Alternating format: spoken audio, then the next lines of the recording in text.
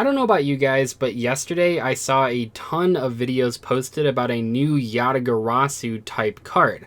And I understand the comparison. This new card does make the opponent skip their next draw phase, so I get why people want to say that this is the next Yata-Garasu. This new monster releases in the Animation Chronicle 2021 pack. Now, we've talked about this pack a few times on the channel already. For example, the Karibo Brother cards are from the Animation Chronicle 2021 set. So this set is bringing a bunch of older anime cards into the physical card game, which is really exciting. And while the Karibo Brothers are pretty cool, and I've already seen some pretty crazy combos with them, I don't think that this card will make any impact. And that might sound surprising because I know some people are trying to hype this card up, but personally I don't think it's very good. And in today's video I want to talk about that. Real quick though, I want to mention that if you guys like today's video and you are not subscribed, make sure to subscribe to see more Yu-Gi-Oh content.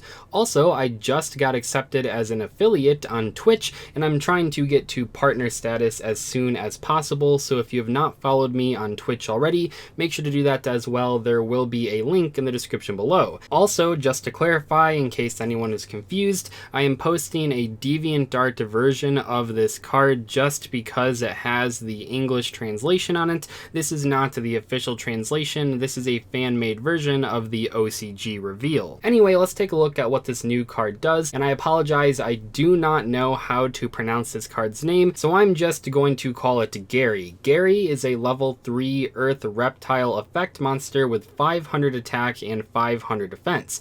It says if this card is summoned and no other cards are summoned at the same time, you can skip your opponent's next draw phase. You can only special summon once the turn you activate this effect. You can only use this effect of Gary once per duel. While that is a lot of restrictions with not a big payoff, I know that skipping the opponent's draw phase is a very dangerous mechanic. I think that Time Seal and Yata are currently banned not because they would see play anymore, but rather because if they ever did see play, it would only be in a super degenerate deck. So I think that that's why those cards are banned, and we also don't see that many cards that skip the opponent's draw phase, and much like this card, when we do see cards that have that ability, they usually have some weird activation requirement or some pretty big restrictions. So Gary does have a lot of restrictions. The no cards are summoned at the same time might sound kind of weird, but basically that means you can't like pendulum summon this card with a bunch of other monsters. This thing really wants to restrict your summoning the turn you use its effect. Note here that it says you can only special summon once the turn you activate this effect.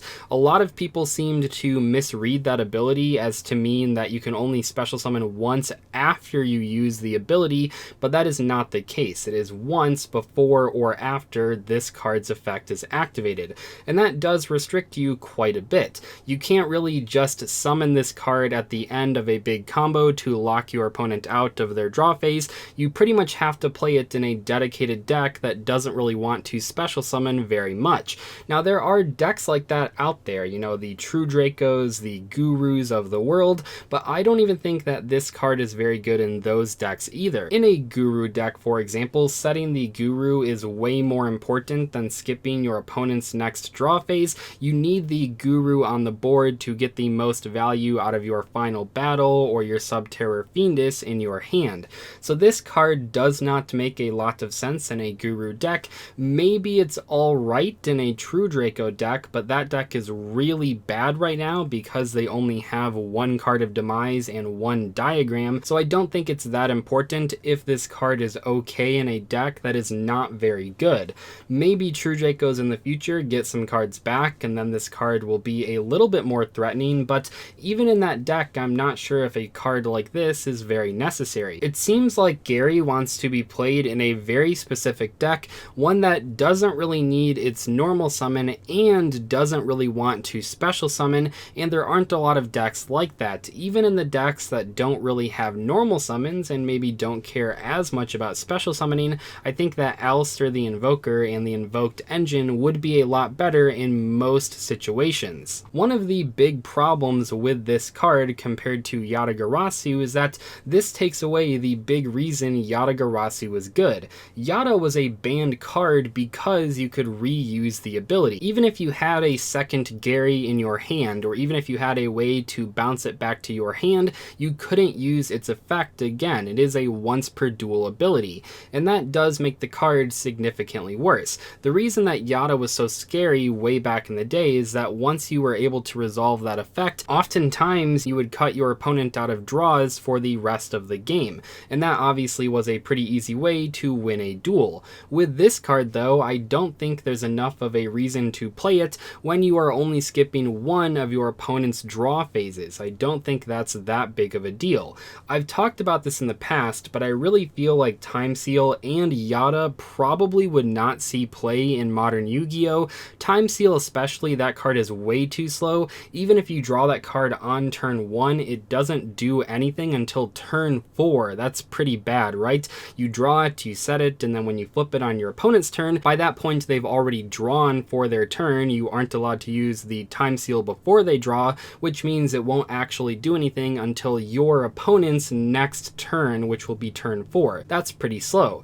Yata-Garasu is a lot better. I still don't think it would see that much play. I know it is pretty scary. I know people are very afraid of Yata-Garasu coming back, but realistically, even with all of the newer spirit support, I don't think that Yata-Garasu would make a big impact on the metagame. We have so many more ways to negate effects, and as a going second card, Yata-Garasu would be a lot worse than many of the other cards we have in modern Yu-Gi-Oh! So if I don't think that Yata-Garasu would be played, which is kind of a controversial take, that definitely means that Gary won't see any play at all. This is pretty much in every single way a worse Yata-Garasu. I will say that Gary is better than Time Seal in most situations. Yes, it does have a pretty heavy restriction, but it is a lot faster because you could summon it on turn 1 to skip your opponent's first draw phase in that game, whereas with Time Seal it's way slower. However,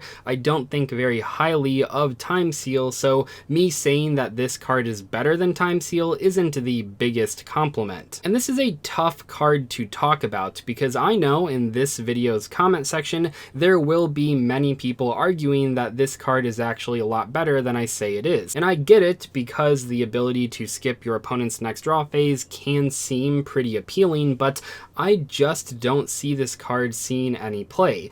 If anything, this card shows that it's going to be a very long time before Konami brings back Time Seal or Yata-Garasu. Basically, this is Konami's way of saying, okay, if you want to skip your opponent's draw phase, you better follow a bunch of restrictions. And while I personally don't think that Time Seal or Yata would see play in modern Yu-Gi-Oh!, at the very least, I have to admit that those cards really don't have restrictions on them. Yata does have to do damage, which is obviously not ideal, and Time Seal is pretty slow as a trap card, but besides those restrictions, those two cards are pretty easy to use compared to this card, which has a bunch of restrictions that make it pretty much impossible to play in most decks. I don't know, I know I'm normally pretty optimistic about new card reveals, but I saw so many people praising this card that I feel is so obviously bad. I felt like I had to be a bit more pessimistic in today's discussion